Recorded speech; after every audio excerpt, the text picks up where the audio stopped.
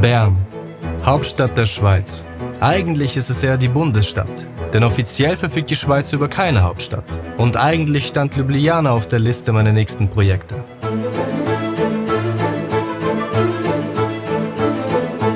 Aber Slavoj Žižek reagierte nicht auf meine Interviewanfragen, deshalb entschied ich mich dafür, die Kurzfilmreihe in meinem de facto Heimatland fortzuführen.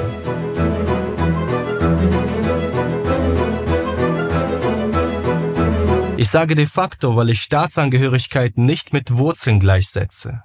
Und weil mein roter Pass keine Geschichten erzählen kann.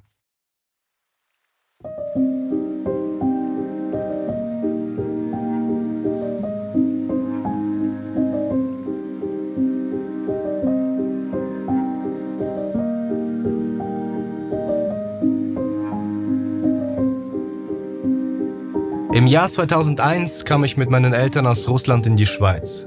Ich war gerade mal 10 Jahre alt. Für meine Eltern war es eine politische Flucht. Für mich ein aufregendes Abenteuer. Ich wusste nichts von der Schweiz.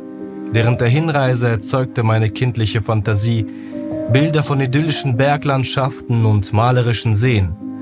Ansonsten hatte ich keine Vorstellung davon, wie mein Leben aussehen würde und was mich hier erwartete.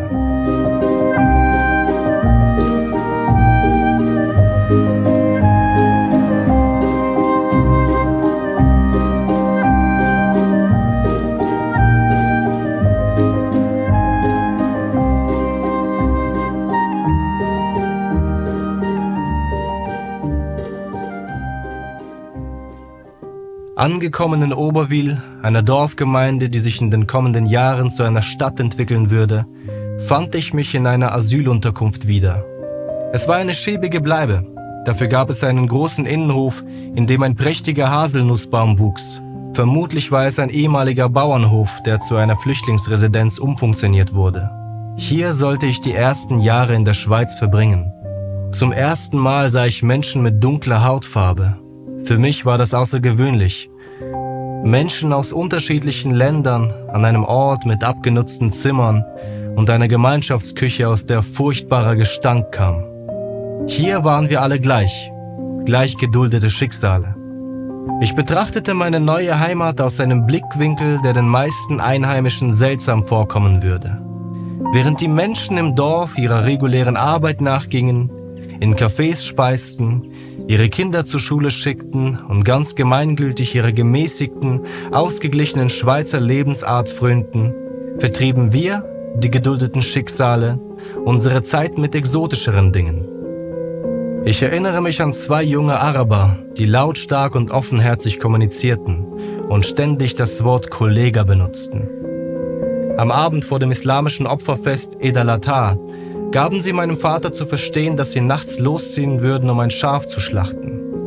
Impulsiv und abenteuerlustig wie er halt war, ließ er sich von ihnen dafür begeistern und nahm mich auf die etwas fragwürdige Reise mit. Bei Einbruch der Dunkelheit erreichten wir den nächstgelegenen Bauernhof. Einer der beiden Araber hatte ein großes Küchenmesser dabei. Zusammen mit meinem Vater umzingelten sie ein grasendes Schaf und stürzten sich darauf. Ohne zu zögern, schnitten sie ihm die Kehle durch und ich näherte mich dem Tier, dessen unsägliche Angst ich nun in seinen Augen sehen konnte. Es kam mir vor, als riefe es um Hilfe. Ich war traurig, aber fasziniert zugleich. Sie ließen das Schaf eine Zeit lang ausbluten, steckten es in einen Sack und schleppten es dann gemeinsam bis zur nächsten Tramstation.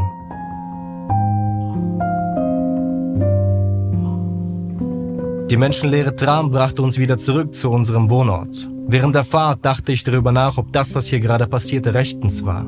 Die meisten Schweizer, denen ich diese Geschichte später erzählte, reagierten erstaunt, manchmal auch entsetzt.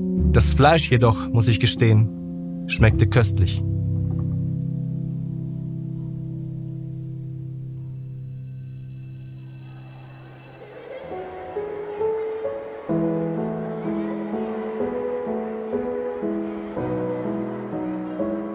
Um den kulturellen Graben zwischen der Schweiz und Russland zu ergründen, reicht eine geologische Messmethode nicht aus. Müsste ich aber die zwischenmenschlichen Unterschiede eruieren, würde ich Einfühlungsvermögen und Dialogbereitschaft hervorheben. Ich werde nie vergessen, wie ich am ersten Tag in der neuen Schule gefragt wurde, neben wem ich lieber sitzen würde, neben einem Knaben oder einem Mädchen. Abgesehen davon, dass ich mir zunächst das Wort Knabe erklären lassen musste, war ich erstaunt ob der Berücksichtigung meines Wunsches. In Verlegenheit schüttelte ich meinen Kopf und behauptete, es sei mir egal. Das war es nicht. Ich wollte neben einem Mädchen sitzen. Aber meine neu gewonnene Freiheit schien mir zu gut, um wahr zu sein. Und ich überließ die Entscheidung meinem Lehrer. Dass sein Beschluss nicht zu meinen Gunsten ausfiel, kann man sich wohl denken. Selber schuld, möchte man sagen. Aber der kulturelle Kontext ist in dieser Geschichte von Bedeutung. In Russland interessierte sich während meiner Schulzeit niemand für meine Vorlieben und der pädagogische Grundton erklang stets im Imperativ.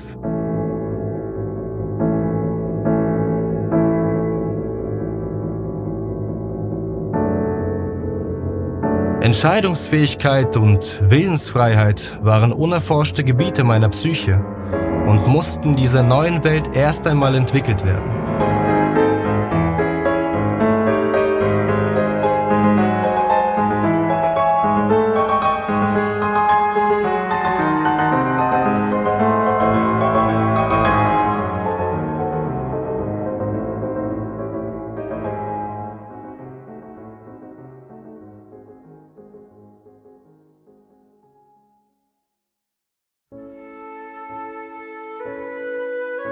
Die Schweiz.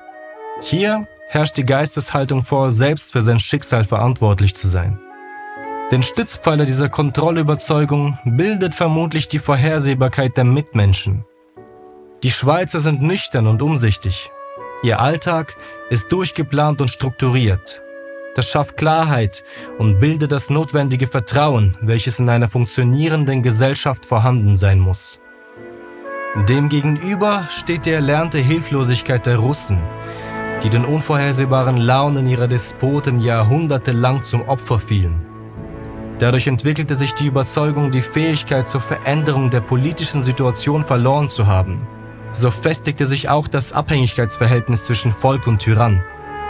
Das Schweizerische Rote Kreuz und die Genfer Konventionen haben ihre Existenz einer gelebten humanistischen Philosophie zu verdanken. Einer Philosophie, die dem Menschenleben den höchsten Stellenwert verleiht und die keineswegs selbstverständlich ist. Umso wichtiger ist es, für diese Werte einzustehen und sie zu verteidigen.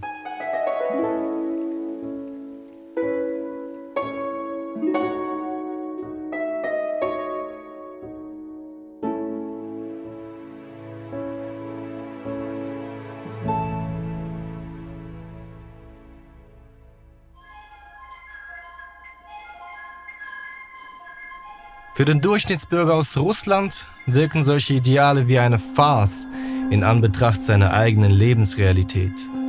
Zu gut, um wahr zu sein. Die Ohnmachtsgefühle des Volkes haben sich im Laufe der Geschichte in eine Art Leidensstolz verwandelt. Die kompromisslose Härte der Politik wird als stärker verstanden und die Propaganda setzt am brüchigen, mit Füßen getretenen Selbstwertgefühl der Menschen an. Selbstüberhöhung und Abwertung des Westens gehören zum Standardrepertoire des Kremls. Vielleicht ist es nicht fair, eine Wohlstandsgesellschaft mit einem Leidensvolk zu vergleichen, besonders in Anbetracht unterschiedlicher Historie und politischer Systeme. Doch beide Länder sind Teil meiner Biografie, Wurzeln und Staatsangehörigkeit.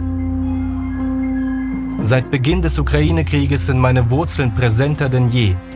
Und während ich mich an die gemäßigte Schweizer Lebensart gewöhnt habe, blicke ich mit Fassungslosigkeit auf das Land, aus dem ich einst mit meinen Eltern geflohen bin. Es macht mich traurig, mit anzusehen, in welche Richtung sich Russland heute entwickelt.